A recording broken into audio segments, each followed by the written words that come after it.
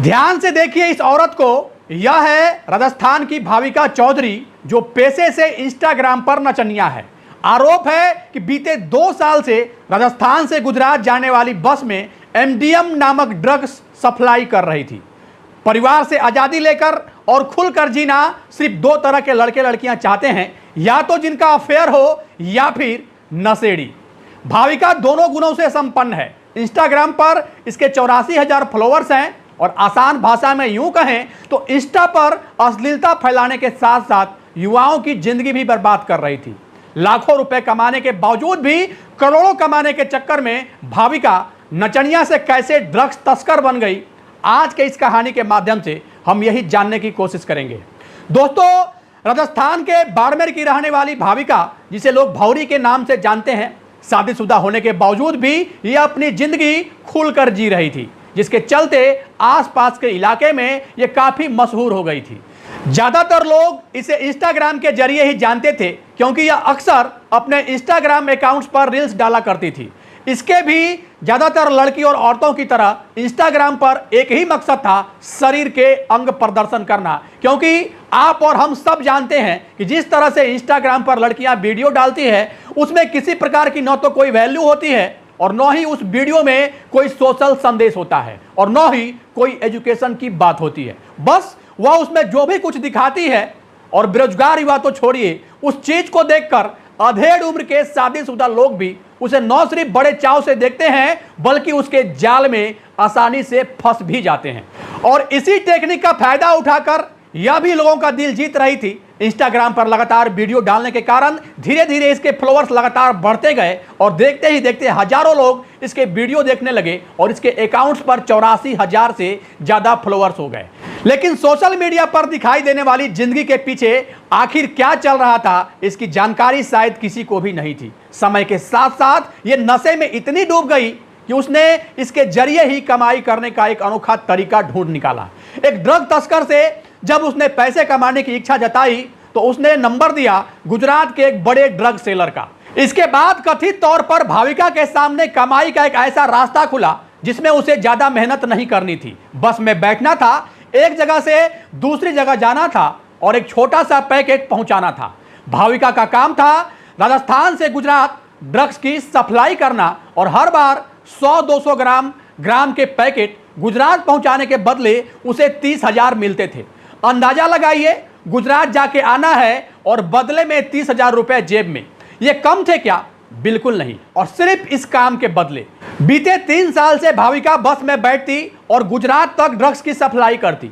महीने के लाखों रुपए कमाने वाला काम उसे बेहद पसंद आया। अब सवाल यह है कि आखिर बस से ड्रग्स की सप्लाई करने का तरीका आखिर इसने क्यों चुना? तो सुनिए, ऐसा इसलिए क्योंकि बस में रोजाना बड़ी संख्या में लोग सफर करते हैं। किसी को शक भी नहीं होता कि आम यात्रियों के बीच बैठी कोई महिला ड्रग्स लेकर जा रही है। यही वजह थी कि कथित तौर पर भाविका भी बस में सफर करती रही। एक तरफ इंस्टाग्राम पर उसकी पहचान लगातार बढ़ रही थी और दूसरी तरफ कथित तौर पर ड्रग्स के नेटवर्क में भी उसका इस्तेमाल बढ़ता जा रहा था। इधर भाविका इंस्टाग्राम पर गानों में रील्स बनाकर ठुमकों की बारिश करती और उधर ड्रग्स बेचने वाले इसके ऊपर पैसों की बारिश करता।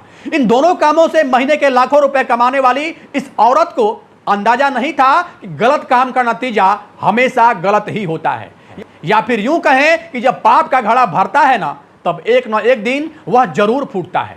दोस्तों, एक बात और है, जब पैसा आसानी से आने लगे ना, तो इंसान को यह लगने लगता है कि वह जो कर रहा है उसमें कोई खतरा नहीं है। लेकिन कानून की नजर से कोई कितना भी बचने की कोशिश करे, एक न एक दिन पुलिस तक बात पहुंच ही जाती है। और भाविका के साथ भी कुछ ऐसा ही हुआ।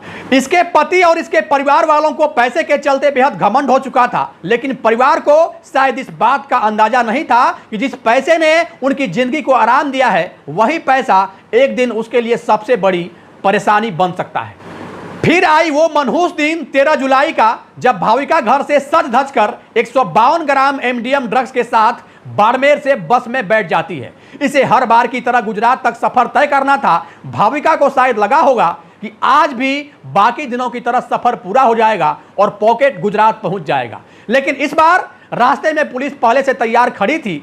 30 मिनट बाद बस ड्राइवर ने देखा कि आगे पुलिस चेकिंग कर रही है। दरअसल यह चेकिंग आईपीएस गोपीनाथ के नेतृत्व में हो रही थी। यहां पुलिस को मुखबिरों के आधार पर सूचना मिली थी कि भाविका ड्रग सप्लाई करती है और वो इसी बस में बैठी है। लेकिन यह सब होने के बावजूद पुलिस के सामने सबसे बड़ी चुनौती थी कि सूचना सही है या फिर नहीं।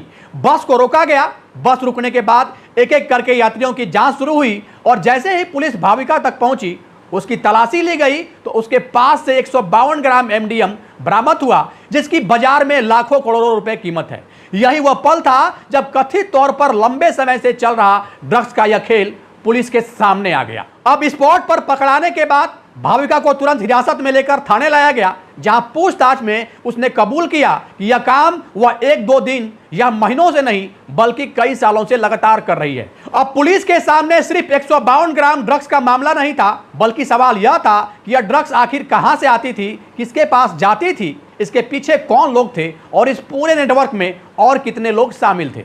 क्योंकि अगर एक महिला लगातार राजस्थान से गुजरात तक ड्रग्स पहुंचा रही है तो जाहिर सी बात है कि इसके पीछे सिर्फ एक व्यक्ति का नेटवर्क तो होगा नहीं। पुलिस पूछताछ में इस मामले से जुड़े और भी कई सवाल सामने आए। जांच एजेंसियां यह पता लगाने में जुट गई कि भाविका के संपर्क में कौन कौन लोग थे और उसके जरिए कितनी बार ड्रग्स की सप्लाई की गई थी। वहीं भाविका ने गिरफ्तारी के बाद अधिकारियों से रिक्वेस्ट करके अपने इंस्टाग्राम अकाउंट्स को हाइड करा दिया ताकि लोगों की नजर में वह बदनाम न हो जाए। लेकिन यहां एक सवाल जरूर खड़ा होता है कि जिस सोशल मीडिया अकाउंट के जरिए वह हजारों लोगों तक पहुंच रही थी, उसी अकाउंट्स की पहचान बनाने की चिंता गिरफ्तारी के बाद आखिरकार क्यों हुई?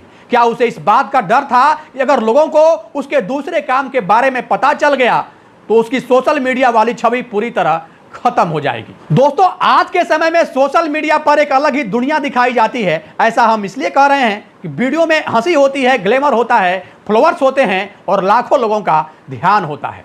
लेकिन कहा गया है ना कि हर चमकती हुई चीज के पीछे कहानी चमकदार हो, यह जरूरी नहीं है। भाविका के मामले में भी पुलिस के आरोपों ने सोशल मीडिया पर दिखाई देने वाली उसकी जिंदगी और कथित ड्रग नेटवर्क के बीच एक बड़ा सवाल खड़ा कर दिया है। एक तरफ हजारों फॉलोअर्स उसे इंस्टाग्राम पर देख रहे थे और दूसरी तरफ पुलिस के मुताबिक उसी दौरान वह ड्रग्स की सप्लाई में भी शामिल थी। अब आगे जांच में क्या सामने आता है इस पूरे नेटवर्क में और कौन कौन लोग शामिल हैं और ड्रग्स की सप्लाई कहां से होती थी, यह जांच के बाद ही पूरी तरीके से स्पष्ट हो पाएगा। लेकिन इस पूरी घटना से एक बात तो साफ है, आसान पैसा हमेशा आसान जिंदगी नहीं देता है। कभी कभी कुछ हजार या लाख रुपए कमाने की लालच में इंसान ऐसा कदम उठा लेता है जिसकी कीमत सिर्फ उसे नहीं बल्कि उसके पूरे परिवार को भी चुकानी पड़ती है। भाविका का मामला भी इसी सवाल को सामने लाकर खड़ा करता है कि आखिर सोशल मीडिया की चमक, जल्दी पैसा कमाकर अमीर बनने की चाहत और गलत संगत इंसान को किस मोड़ तक पहुंचा सकती है।